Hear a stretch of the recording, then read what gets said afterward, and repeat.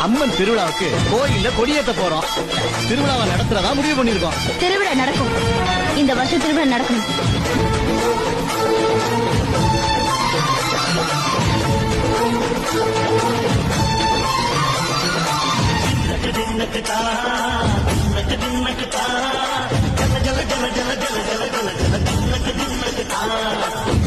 இளங்காரி சந்தன பூமாரி தாய் பராசக்தி ஜின்னத்து